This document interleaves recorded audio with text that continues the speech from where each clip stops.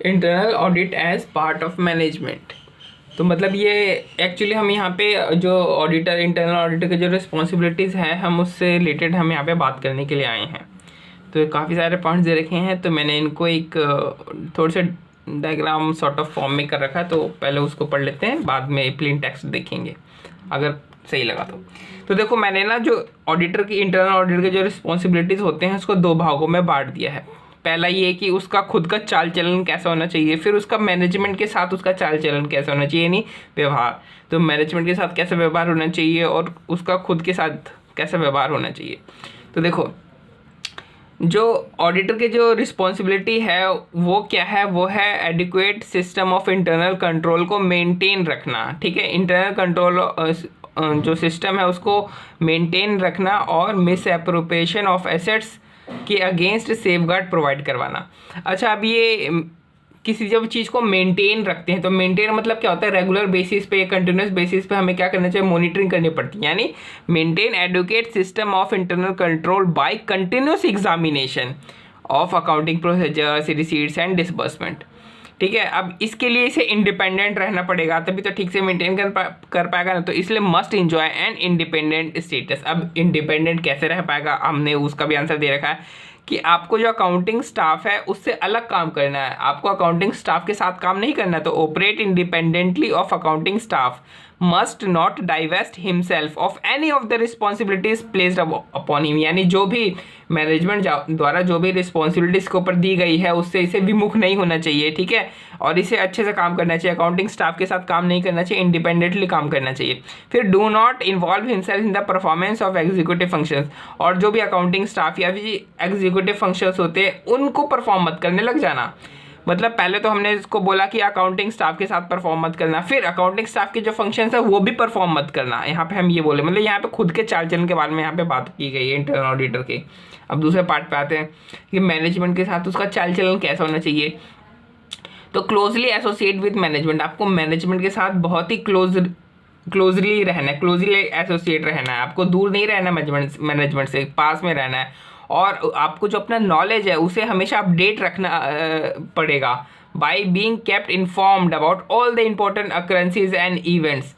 ठीक है, आपको मैनेजमेंट के साथ रहना है, पहले तो क्लोज आपको मतलब आपको बहुत दूर नहीं रहना मैनेजमेंट से, मैनेजमेंट के आपको बिल्कुल करीब रहना। आप मैनेजमेंट के करीब रहोगे तो डर तो लगेगा ना कि यार हाई लेवल अथॉरिटी के करीब हूँ मैं, तो आपको अपनी नॉलेज को क्या करना पड़ेगा, इंक्रीज, अपडेट करते रहना पड़ेगा कि बिजनेस में क्या हो रहा है, कौन से इंपॉर्टेंट इवेंट्स हो रहे हैं, उसके बारे में आपको नॉलेज होनी चाहिए। तो आप इस तरीके से भी कर सकते हो कि closely associate with management plus his knowledge must be kept up to date by being kept informed about all the important occurrences and events. फिर दूसरा, मैनेजमेंट के साथ और कैसा चाल चलन होना चाहिए कि आपको जो फैक्ट्स और जो सिचुएशंस है आपको ऑब्जर्व करनी है, वो मैनेजमेंट वाले ऑब्जर्व नहीं कर पाएंगे। आपको रखा ही इसलिए गया है ना ताकि जो उनकी गलतियां हैं वो आप सुधार सको। तो आपको जो भी फैक्ट्स एंड सिचुएशन जो नॉर्मली ऑब्जर्व नहीं कर सकते, आपको उन फैक्ट्स एंड सिचुएशन को ऑब्जर्व करना है और उनके नोटिस में लाना है। फिर मैनेजमेंट जो भी पॉलिसीज़ बनाता है, आपने उस पॉलिसीज़ को क्रिटिकली रिव्यू करना है और अगर कोई कमी है तो उस कमी की तरफ उनका ध्यान आकर्षित करना है। तो critically appraise various policies of management plus draw attention to deficiencies. ठीक है, तो यहाँ पे इंटरनल ऑडिट का चाल चलन और इधर यहाँ पे मैनेजमेंट के साथ उसका चाल चलन कैसा। अच्छा, अब इन सारे पॉइंट्स को याद रखने का तरीका भी तो बताना है ना मेरे को। तो यहाँ पे हमने एक कहानी बता रखी है रिस्पॉन्सिबिलिटीज ऑफ इंटरनल ऑडिटर की। पहला तो हमें अपन को ये लिखना है रिस्पॉन्सिबिलिटीज ऑफ इंटरनल ऑडिटर में कि इंटरनल ऑडिटर मैनेजमेंट का एक पार्ट है। क्या है, मैनेजमेंट का एक पार्ट है। ठीक है, उसको हेल्प करने के लिए नहीं आया, वो खुद ही मैनेजमेंट का एक पार्ट है। तो internal auditor must be regarded as part of management and not merely an assistant there to.